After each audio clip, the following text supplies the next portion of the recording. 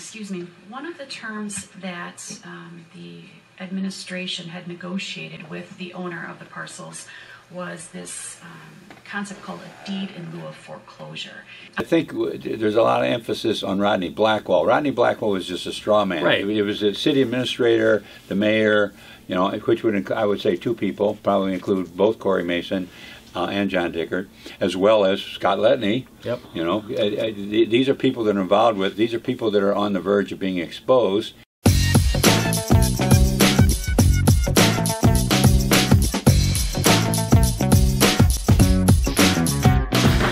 Well, good morning. Welcome to episode 106 of Talkin' Racine. This is, we're well into our third year here now. And thank you all for being here. You know, the people who view this program has grown quite a bit over the last couple of years. In fact, Glad to hear that. a shout out to somebody named Tim, who stopped me on the street the other day and said hello. And if you people would continue to share this with others and, you know, get the word out there, it would be very, very helpful. Yeah, yeah. What we're trying to do is just open up government. That's our basic purpose here, and bring out what's going on behind the scenes, so that people can see it's important to open up government. You know, you can't just let it ride and say, well, I know there's some problems there, but you know, I got to take care of business. Yeah, we joke around a little bit, but really, well, some of it's darn right amusing. well, that's true. I mean, some of the antics you gotta laugh at. Yeah, but it's important that we feel it's important that you understand what's going on down at City Hall, and by we I mean George Myers, Jim Spodek, and myself, Ken Jorgen, and we enjoy doing this for you. Now, the thing we're going to discuss today, we got a question here: should Alderman Sandy Widener get whistleblower protection? Because she is a publicly elected individual, Right. It might disqualify her. But the Right. point is she's in the right ballpark for whistleblower protection. Yeah. We got a timeline here of Right. What's going on.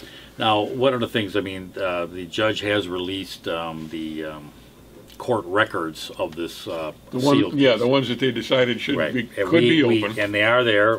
There's 70. I don't know if somebody's got it, but there's 70 filings or plus 70 filings. Oh, yeah, I've got that. So Yeah. it's just It's 16 a huge pages. amount. 16 pages. 26 pages. 26 pages of the filings. That's not even the documents. So we are going to take some time and go through those and really examine those. I had hoped Each today, line on this is another document. It Yeah. could be 1 page long. It could be be 3 pages right, long. yeah. Whatever. It's a document. but there's quite a bit there. So we're gonna take a little time and go through that. But one of the show's idea today was why 26 pages of filings on an alderperson. Yeah. for some lousy emails, you For know, emails. and it's basically a discovery type of activity that she has every right to have because they're trying to prosecute her. That's just the way discovery works. And if some of it is going to help her case, it's called exculpatory evidence. They are absolutely required to turn that over to her. Right. And so it's been totally blocked, and not only blocked, but the whole case gets sealed, so you can't even find the case. Kind of a timeline of how this got to the point it is today, I guess. You know. On this case, yeah. Yeah, In on other this words, case. why these extraordinary efforts against Sandy Widener? This Why has been, is that? Well, this has been going on more than 3 years. Yeah. Yeah, it goes back to October of 2015 when she first brought some concerns to the Finance and Personnel Committee about a failed pre-employment drug screening, Right. which somebody had alerted her to, and she went, oh my God, you know, the council needs to discuss this. So she brought it to the council and said, we need to discuss this because we are exposed to liability here if we have allowed somebody who violated the standards for employment to become employed, and then we deny somebody else for the same reason, Right. we're open to Right. liability. Right. So that was the question that she brought forward, and she's been catching hell ever since then. Now, what they did was they received and filed. It went to the committee, and Received and filed means we're done with it. We're not gonna We're not talk going to about do it. anything else with No, it. we Thank you apparently- very much for it. We'll put it in the Right. file The cabinet. black hole of bureaucracy. Yeah. Right. So, And at that point, she had brought that up. There were a couple articles in the paper about it, but that was really... and it did get to the newspapers. It did. By the way. Yeah, so this has not been a totally secret thing. Right. So, and then I think probably one of the things that really sparked off the administration's trying to silence Alderman Widener was a September 6th, 2016 Common Council meeting where she brings up Machinery Row and says, hey, we got duped. And, you know, I'm just going to play a little quick clip, but I want to get in a little bit deeper with it. Mr. Blackwell borrowed money from the city of Racine, cut a different deal with the sellers of the property, set up an escrow account for him to draw money out of over the last year and a half. I had no idea that I should even have asked the question of the administration if something like this would have happened. When this came to light, this is where, you know, the city administrator kept saying to us, the council, well, he's paying his interest payments. He paid his interest payments with money that he took from the sellers that he renegotiated after we loaned him the $4.5 million. So in essence, we are paying that because we loaned him that money. It was 2016 where she brought forward that there was something going wrong with this deal. You know, and the thing that these people that behind the scenes are plotting all this, and she's already struck in terror in their hearts a year or so ago at the Common Council meeting, and she's going to run for mayor. And she's asking questions, George. At this point, she's asking questions. You know, what happened here? Why is this? And there's probably emails going back and forth among some of these and the conversations, and she can't get in there. You know, there's no way. So remember, July 20th, she announces her bid for mayor. August the 23rd, City Attorney Scott Letney calls for a special executive meeting on disclosure of emails. So he gets the executive committee together, and I just want to kind of put those people into place here. The executive committee at that time was acting mayor Dennis Weiser. He's an alderman member because that's right. So he was there. QH Core, Jeff Coe, Terry McCarthy, and Jason Meekma were in that executive committee. That was the executive committee. They vote to, and he does this big elaborate. We've got emails that Alderman Widener. Apparently, Alderman Widener was called Alderman C.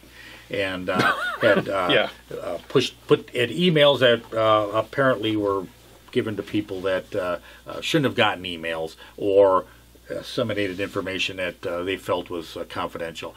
So the executive committee votes to send it to the ethics committee to get a recommendation or some guidance on what we're going to do with Alderman C. And by the way, if people recall the election, that was in the papers while she was running for mayor. And people were saying, do we really want to elect a mayor that has an ethics problem? Absolutely. So why some of you may remember that vaguely, but that was what that was the way all that about. information came out during the heat of a campaign. Well, why did it come out? Now, we got a video here of her, a campaign video that she did, and there was some pieces that went into the newspaper. Well, let's see that video. I think you're going to enjoy this. Hello, my name is Sandy Widener. There is an important issue that I think the public needs to entirely understand regarding Machinery Row. In June of 2014, then Mayor John Dickert, City Administrator Tom Friedel, State Representative Corey Mason had a press release announcing this huge development that was going to take place along the riverfront in the city of Racine in what is now known as Machinery Row. In that announcement, Rodney Blackwell announced that he was going to purchase properties for a redevelopment that would be commercial and residential, and it would be a private and a public endeavor for this development. However, there was never any private money put into this development. All of the investment is public dollars. And those public dollars are an investment to achieve more public dollars for this development. By September of 2014, having done his due diligence, Rodney Blackwell determined that he could not move forward with this project. I want to break in here because he said he could not move forward with the project. There's emails that show that he could not move forward with that project. He sent it to the property owners basically saying, hey, I'm not, my options on the property are expiring and I'm not renewing them. So basically, I'm out.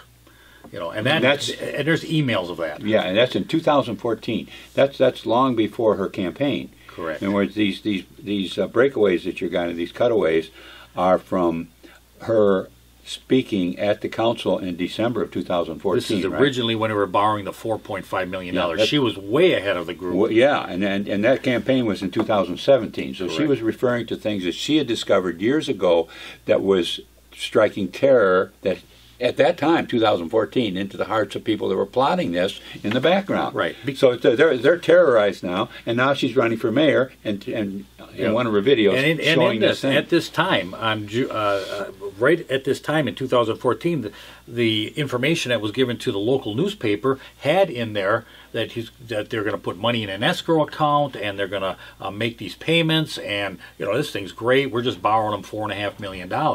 Well, none of that was true. That's right. It was all false. She didn't even know that was happening at this time. She just knew it doesn't feel good. This doesn't feel this right. time, at this time that we're looking at right here in 2014, has the deed in lieu of foreclosure been signed? Yes. Yeah. So see, Rodney Blackwell is already a straw man. He's already signed the deed in lieu of foreclosure, saying I'm out. Right. It's a city deal. At this point, it's the city deal. It's John Dickert, Friedel, who all's involved there. That's what needs to be investigated. But exactly But they have to keep Rodney Blackwell in there in order to make some more transactions, because the city can't do it. City can't. Well, they want it to look like a public/private enterprise. You're right. So it's called private, and she's pointing out. But the problem with this public-private thing is there's no private. Right. There's nobody in there. No, not money-wise. Well, anyway. he did have. There's a straw man. He did have some money in. He had some money in where he paid for options. The options, yeah. But they coerced him. They said, "Come on, stick with us, Rodney. We need you." So if you renew those options and you don't do the project, we'll give you the option money back. They gave the option money back. That's just amazing. So not just from the first options, but from the second options as well. Both options. So he had absolutely no financial Plus an exposure. $88,000, I don't know, real estate fee? What is that? I don't know. Yeah. Another 88. It was about $110,000, $120,000 that was popped right out of there, right at closing. So when all this is going to be in the background, and Sandy's up here saying, you know what, there's no private money, people are going to be concerned, right. And they're going to start having to do things to shut this woman down. Yep. From July until the first week in December, we had heard nothing. So when we convened in the executive committee last week to hear about the revised plans for the development, we're not hearing so much about a private-public endeavor. We're hearing about a public endeavor. That didn't mean the city of Racine did not want to have that property, though, because after all, it's along the water, it's along the river. So the city of Racine, under the leadership of John Dickert and Tom Friedel, convinced Rodney Blackwell to stay in the game. And they did that with enticing him with a 10% development fee that would be provided to him out of money we were loaning him for the purchase of those properties. So we, the council, were told that the properties that he wanted to purchase cost $4.5 million, when in all actuality, the real purchase price was only $4,050,000. See, that $4.5 million purchase, they needed somebody to purchase it. That's where the straw man comes in. See, he's already backed out of the deal, but if he leaves, they have no way to buy that. And like she said at the beginning of this particular part of the clip, somebody in the city wanted it. So in order for the city to get it, they have to keep the straw man in there to fake the purchase. Straw man again is just a front man. Yeah, it's just somebody. Cover story. Yeah, he's not a real person. He's pretending to be something that he's not. Exactly. So at any rate, that's you see right there why he had to be kept in the game. And when she talks about $4.5 million that the city was lending, and she says the only amount that was really the purchase price was $4,050,000. Is because $450,000 was a kickback from the sellers who put it into this escrow account that she talks about, which the sellers were not made aware of until closing time. When it actually came time to exchange money for deeds, then they were told, "Oh, by the way, you're going to get 10% less." And there's emails that talk about there was a outside firm that handled the closing. Are they comfortable with reducing the purchase price? Is the city comfortable with reducing the purchase price? Yeah, even the sellers question, wait a minute, what is this? Well, basically what that question was is the city going to be comfortable lending $4.5 million for property that's being sold for $4,050,000. Exactly. And that $450,000 is very essential to the straw man, because otherwise he's got to come out of his pocket with money to make payments. Exactly. So they said, don't worry about the payments. We'll set up. We'll cover that for you. And which Sandy, I think she's going to explain here in a little bit. Yep. Yeah. So from that $4.5 million, Rodney Blackwell, received a kickback in the form of this loan that went into a development account called an escrow account. Mr. Blackwell borrowed money from the city of Racine, cut a different deal with the sellers of the property, set up an escrow account for him to draw money out of over the last year and a half. Now that last clip of hers is 2016, so that's Right. 2 years after the first one you saw where she's questioning it. So she's stirring up the pot again, you know. Because Well, now she finds out. Now she's got some meat. Now she's saying, "Hey, whoa, this was a kickback." Now she knew there was a problem. 2 years later, she finds out what the problem was. And what I'm saying is, when I first heard her say that, I thought, okay, you know, all this shenanigans going on, but the people that are doing the shenanigans, they are not just taking it, oh, look at what she's saying. They're concerned now. They have been exposed. Well, let's take now they're ready. Now they're getting panicky, and we got to do something. We just can't let her keep talking like this. Let's reflect just for a moment on what her motivation was for asking these questions and making these statements. Her motivation was protecting you and us. That's exactly Her right. motivation was not in exposing any kind of criminal or fraudulent activity. No. She was interested in protecting the public. That's our motivation, maybe. Yeah. Yeah. But it wasn't her. She's just being an alderman saying, That's her being job. responsible and say, you know, this is not all right. What's Are going on you here? fraudulently misappropriating taxpayers' funds? That's the question here. Yeah. Yeah. You know? And Darn good question. From that account, he could dip into at his own will to take out what he considers to be development costs. So the enticement for Rodney Blackwell to stay in this was the $450,000 account that he depleted in less than a year and a half. So the Common Council, having no idea that Rodney Blackwell wanted out of this before this development even got off the ground, continued to give extension. She stated there that the city council had no idea, and that is absolutely true. Yep.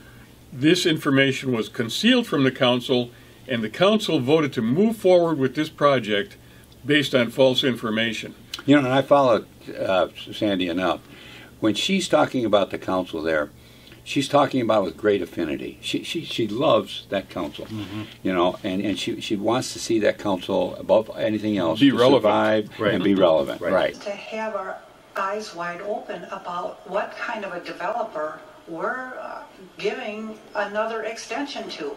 He didn't even have the respect for this city or this administration that negotiated with him or this council to come before us within that first 4 months when his extension had expired. That's where I suspect she doesn't quite realize yet that she's a straw man. Right, she doesn't. Straw man doesn't come to any meetings or Right, anything. yeah, he's not showing up. He's just putting his name out there to do things. Right, He's not right. going to show up to Yeah. nothing. Yeah, she's Why? just asking questions. She's Yeah, still she going. is, yeah. She's going on the assumption that maybe this is on the up and up. Right. There's No, a little funny. He's not something- showing there's a up. little He doesn't funny- care about the funny smells here extensions. and What are we there. going Yeah, to worry that's about an extension? I'm not being here. Yeah. Got nothing in it. Matter of fact, I don't even know if I'm coming back to Racine. Yeah. I just want you to know that I voted against loaning him the money in December of 2014 because it just didn't feel right. Something did not, he had nothing invested in this project, and we were aware of that. But we continued to plunge forward believing that the administration was giving us accurate information, which ultimately turned out to be incorrect. The council was given bad information and were basically lied to. Well, So- there you see it. Yeah, that she's just saying there's something wrong here, and she voted against it in 2014. You know, For hell, they could not have Sandy Widener become mayor. She was going to do an investigation. She was going to run an audit. I mean, all those newspaper on the little articles, those they put 14 in- articles that came out. Oh my gosh! I mean, obviously, exactly right, George. I mean, they didn't know what Well, to do with her. let's bring your awareness back up into this moment in history where now she's running for mayor of the city of Racine, and this is the time frame that we talked about a few minutes ago, where this vague kind of ethics complaint is thrown out into the public conversation. Right in the middle of the campaign. Right. And, We gotta people, find out. I don't know if I want to vote for somebody that has got an ethics problem, you know. Mm-hmm. So it had Very, its very effect. effective campaign tool, if somebody intended it to be that way. Yeah, right. And I'll be honest with you. I mean, do you think Corey Mason and John Dickert concocted some of this? I mean, they obviously were involved in Machinery Row. I mean, there's no doubt about it. Yeah. So, I mean, to keep it quiet, let's get this Sandy Widener woman. We got to get rid of her. You know? Yeah, I think there's a lot of emphasis on Rodney Blackwell. Rodney Blackwell was just a straw man. Right. It was the city administrator, the mayor, you know, which would I would say two people, probably include both Corey Mason and John Dickert, as well as Scott Letney. Yep. You know, these are people that are involved with. These are people that are on the verge of being exposed, and certainly don't want this woman becoming the mayor. Oh, God, because no. Then the whole house of cards crumbles. Exactly. You know. And we just got her out there. If we can put her on an island and attack that and get rid of her, we can just kind of keep this away, because the rest of the Common Council is extremely weak. I don't even think they understand it, and they basically are told how to vote and how to look at this.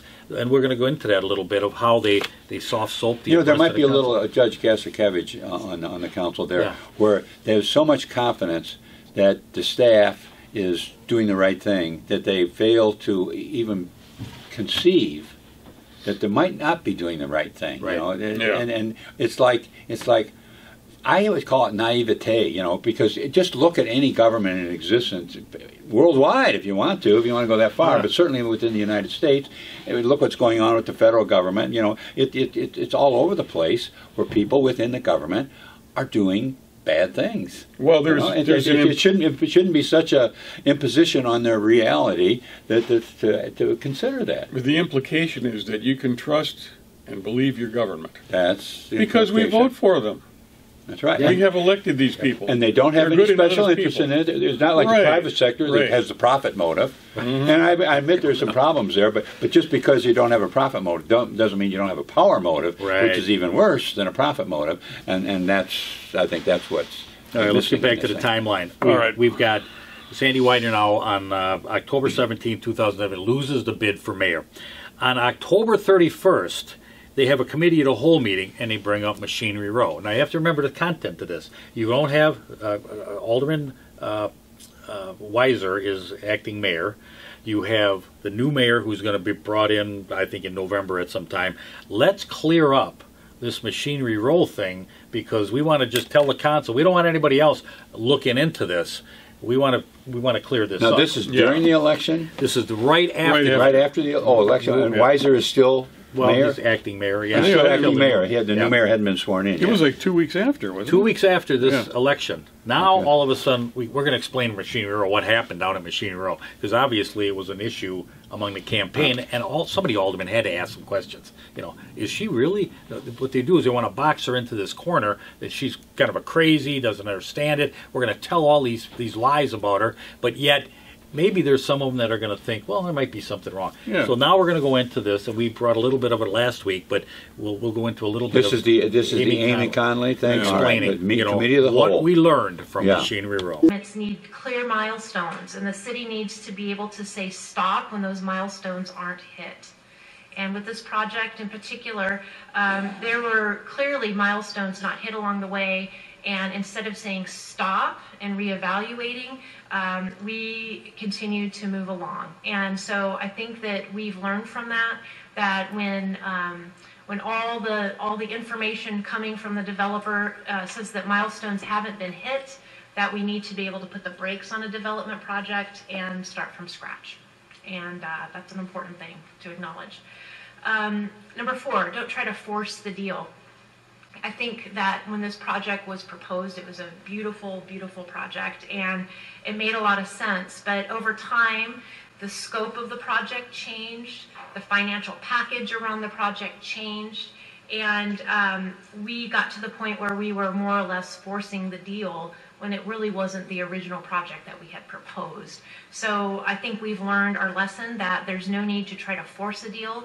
If it's going to happen, then the numbers will make sense, and it will be clear that we need to move forward. Number 5, development agreements needs checks and balances. Not just city has to do things, but developer has to perform. So the checks and balances against what the city is doing has to have clear balances on the other side of the equation by the developer. To that end, number 6, the developer equity investment has to be a part of the deal. We cannot do development deals that don't have developer equity. So she is now, in retrospect, saying all of the things that Sandy was alerting to people to in a timely manner. Well, she's except kind of, that they just bulldoze it through anyway. well, she's new to the scene, all right. So Yeah. she's coming in now Relatively. with the job of doing the cover up. In other words, Yep. all this stuff that we've been talking about, the chicanery and the straw man and the loan and false payments. She's putting a Band-Aid on. Yeah, the big wound. she's saying it's all a big mistake. And she's a good one to do it, because she was not even around while all that was going on. She's a But Johnny here's the come thing, lately. George. When you know what happened, she knows what happened. She knows it was a straw man. She knows it was a misappropriation of funds. No, I'm not saying in that regard. I'm just saying in regard to the public, she's oh new. yeah, absolutely. She's fresh. Oh, and so the council and they're not looks at it. associating with that as someone Right. who'd been around during that whole period of time. Right. Nicole Larson, let's suppose she was going to try and come up and make the same presentation. So she has an with unbiased dirt on her opinion. hands. Yeah. Right. So yeah, that's right. Right. Now we know that how these things work. But the point is that she's a good one to present this cover up, and yeah, all right. Did we learn anything? As soon as we get to that point, because I don't think they really No, learned anything. No, they haven't learned anything. No. They learned how to cover up. They knew how to take an alderman who's asking the questions and representing the district as asking those questions about why is this taxpayers' money being squandered, and we know we're gonna figure Yeah, I out mean, a way if to you're get really going to stop and take a look, now this is before all the demolition Correct. took place. Yeah, so I'm saying, well, what was learned? You didn't learn to stop and reevaluate. No. That's what gives me even a greater opinion that this is just a cover-up. Because mess from the beginning, and you're trying to unravel a mess. And the only problem here is that you've got the people that have created the message still in charge. and I think there's a rush to just get those buildings down and get it all Right. over with. Make it go away. Yeah, right. Instead of really stopping and taking a look at what have we got here and what are some of our options, they just said, just get it out of the way. Yep. We got to get this. But stuff you're right. covered. She's the perfect person to talk, because it comes across like, well, Good this presenter, is how, yeah. Mm-hmm. All right, we're going to go and just a little bit further on. Turn it over to Nicole, who's going to talk about ownership. Thank you. So, excuse me, one of the terms that the administration had negotiated with the owner of the parcels was this concept called a deed in lieu of foreclosure. The deed in lieu of foreclosure, and as part of the security interest, as you are well aware, the city has a mortgage interest in the property. It required the developer to execute these deeds, effectively quitclaim deeds.